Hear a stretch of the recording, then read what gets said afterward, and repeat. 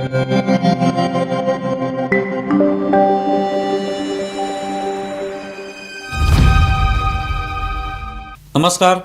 News डंकामध्ये मी महेश विचारे आपल्या सगळ्यांचं मनपूर्वक स्वागत करतो. मित्रांनो, इराण युद्धामुळे भारतामध्ये गॅसची समस्या निर्माण झालेली आहे. आता अर्थात इराणमधनं काही जहाज जी आहेत, जी LPG घेऊन येत आहेत, ती इथे भारतात दाखल झाली आहेत. त्यामुळे हा प्रश्न जो तो काही प्रमाणामध्ये कमी होऊ शकेल. पण युद्धानंतर ही समस्या भारतामध्ये दिसून येते आणि त्याविषयीची चर्चा, त्याविषयीच्या बातम्या रोज आपण वाचत असतो. प्रामुख्याने विरोधी पक्षांनी हा विषय खूप त्या ठिकाणी चर्चेत आणलेला आहे किंवा या निमित्ताने ते आंदोलनं करत आहेत की लोक मोठ्या प्रमाणावर गॅससाठी सिलेंडर घेऊन रांगांमध्ये उभे आहेत, मोठमोठ्या रांगा लागलेल्या आहेत आणि त्यांची उपासमार होते. घरगुती गॅस मिळत नसल्यामुळे किंवा कमी संख्येने मिळत असल्यामुळे गॅस नोंदवूनही त्यांना मिळत नाही आहे. अशा सगळ्या परिस्थितीमध्ये लोक कसे काय जगू शकतील? महिला, मुलं, सगळेच प्रौढ हे सगळेच रांगांमध्ये उभे आहेत. उन्हातानामध्ये त्यांची किती वाईट अवस्था होते. असे सगळे मुद्दे हे विरोधक मांडत आहेत आणि त्यामुळे हा विषय जो आहे त्याची रोज चर्चा आपल्याला पाहायला मिळते आणि प्रत्येक विरोधकांचा नेता, प्रवक्ता हा यावर रोज बोलताना आपल्याला दिसतो. याविषयीचे व्हिडिओ शेअर करतो की कसे लोक वेगळ्या या सगळ्या इंधनाच्या समस्येमुळे वेगळ्या प्रश्नांना सामोरे जात आहेत, वेगळ्या अडचणींना सामोरे जात आहेत, हे ते सांगत असतात. जेव्हा आपण पाहतो की विरोधक या पद्धतीचं हे सगळं टीका करतायत किंवा सरकारला धारेवर धरतायत, सरकारची कोंडी करतायत, त्यावेळेला त्यांच्याकडूनही तशी अपेक्षाही आहे. पण आपल्याला पाहायला मिळते सध्या रमजानचे रोजे ठेवले जात आहेत. विशेषतः मुस्लिम जे आहेत ते या निमित्ताने त्यांचे रमजानच्या रोजाच्या निमित्ताने फळफळावळं किंवा खाद्यपदार्थ खातात. इफ्तार जे आहे ते केलं जातं, इफ्तार पार्ट्या ठेवल्या जातात. तिथे अनेक सगळे प्रामुख्याने मुस्लिम सगळे एकत्र येतात आणि हे सगळे खाद्यपदार्थ खातात. तो त्यांच्या धर्माचा भाग आहे. वर्षानुवर्ष हे सुरू आहे. त्या इफ्तार पार्ट्यांमध्ये अनेक वेळेला राजकीय नेते जात असतात प्रामुख्याने आणि त्याच्यामागचा उद्देश राजकीयच असतो. आता या निमित्ताने अनेक विरोधकांचे असे फोटो इफ्तार पार्ट्यांमध्ये सहभागी झाल्याचे समोर येऊ लागलेले आहेत. त्यांनी इफ्तार पार्टीत सहभागी होऊ नये असं अजिबात नाही. प्रत्येकाच्या आयुष्यामध्ये अशा ज्या काही घटना आहेत त्याच्यामध्ये त्याने सहभागी होणं, लग्न समारंभात सहभागी व्हावं, वेगवेगळ्या सणांच्या कार्यक्रमांमध्ये सहभागी व्हावं, त्याला काहीच हरकत नाही. पण एकीकडे जेव्हा तुम्ही राजकारणामध्ये असता, लोकांमध्ये तुम्ही मिसळत असता, लोकांचे प्रश्न मांडत असता, त्यावेळेला कुठेतरी जबाबदारी पण डोक्यावर येते, खांद्यावर येते की आपल्याला सुद्धा अशा वेळेला जबाबदारीने वागलं पाहिजे. उभाटाचे खासदार आणि प्रवक्ते संजय राऊत हे सुद्धा अबू आझमी जे समाजवादी पार्टीचे नेते आहेत त्यांनी आयोजित केलेल्या इफ्तार पार्टीमध्ये सहभागी झाले होते. वेगवेगळे नेते त्याच्यात सहभागी झाले.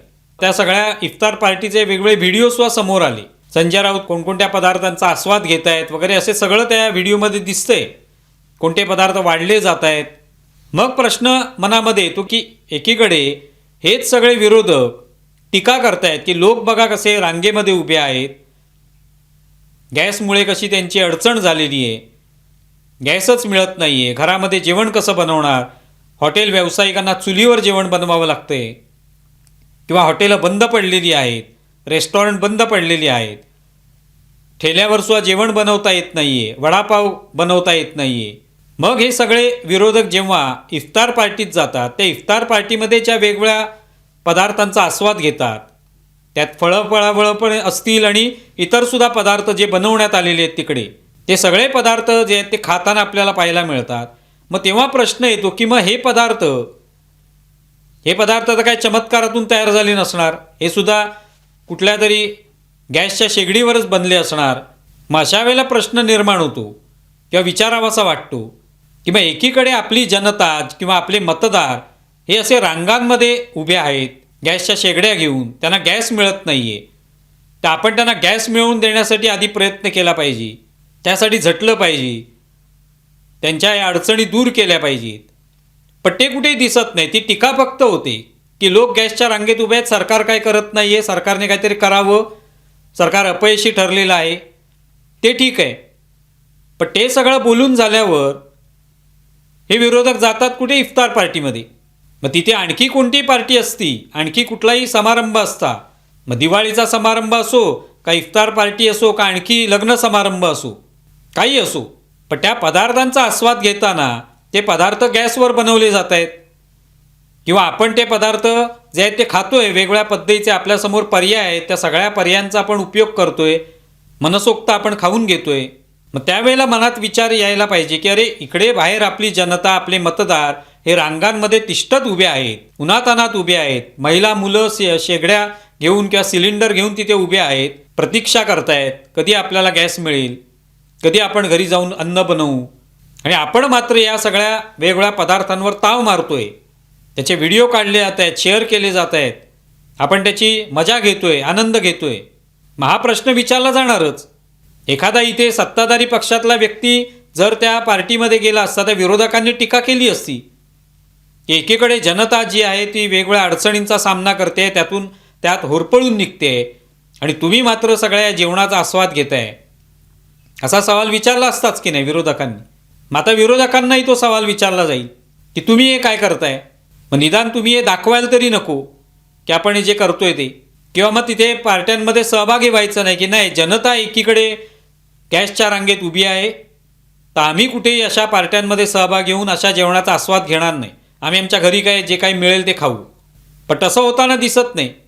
केरळमधली सुद्धा अशीच काँग्रेसची इफ्तार पार्टी जे त्याचा व्हिडिओ समोर आला त्याच्यात सुद्धा असंख्य लोक, कार्यकर्ते तिकडचे काय नागरिक असतील, मतदार असतील, सगळ्यांसाठी तशा पार्टीचं आयोजन केलेलं आहे. ते सगळे जेवणाचा आस्वाद घेत आहेत. एकीकडे काँग्रेस अशा पद्धतीने गॅसच्या या अडचणींच्या विरोधामध्ये आंदोलन करतं, गॅस समस्येविरोधात आंदोलन करतं, बॅनर दाखवले जातात, नरेंद्र सिलेंडर वगैरे असे शब्दप्रयोग वापरले जातात. आणि आता मात्र या सगळ्या पदार्थांचा आस्वाद घेताना या सगळ्या गॅसचा पण विसर पडतो, गॅस समस्येचा विसर पडतो, त्याच्या रांगेत उभ्या राहिलेल्या लोकांचाही विसर पडतो. असा प्रश्न का विचारला जाऊ नये? चूक काय त्याच्यामध्ये? तुम्ही जर जनतेसाठी मैदानात उतरलेले आहात, जनतेचं हित, समाजाचं हित, प्रत्येक माणसाचं हित, त्याचा पोटापाण्याचा प्रश्न, अन्न वस्त्र निवारा या त्याच्या गरजा, यासाठी तुम्ही जर समाजकारणामध्ये किंवा राजकारणात उतरलेले आहात तर ज्या वेळेला ते लोक या सगळ्या समस्यांनी ग्रस्त असतील तेव्हा आपण अन्नाचा कणही घेणार नाही किंवा आपण अशा पद्धतीने कोणतेही चांगले जुंगले खाद्यपदार्थ खाणार नाही, साधं जेवणच जेवून आपण राहू, कोणताही आनंद साजरा करणार नाही, असं व्रत खरं तर घ्यायला पाहिजे. पण तसं काही दिसत नाही. त्यामुळे तो दुटप्पीपणा वाटतो. कारण हा संबंध गॅसची आहे. बाकी महागाई किंवा आणखी काही वेगळा मुद्दा असता, बेरोजगारी वगैरे, तर ते नेहमीची आंदोलनं वगैरे होत असतात त्या संदर्भात. पण आता गॅसचा मुद्दा आहे जो किचनशी संबंधित आहे, स्वयंपाकघराशी संबंधित आहे, आणि तो मुद्दा विरोधकांनीच अगदी पुढाकार घेऊन त्या मुद्द्यावर चर्चा करताय, हिरिरीने त्यावर बोलतायत की कशी लोकांची अडचण झालेली आहे, लोकांना जेवायलाही मिळत नाही आहे गॅसमुळे. पण आता मात्र लोक रांगेत आहेत, आम्ही मात्र पंक्तीत आहोत, असंच दिसतंय.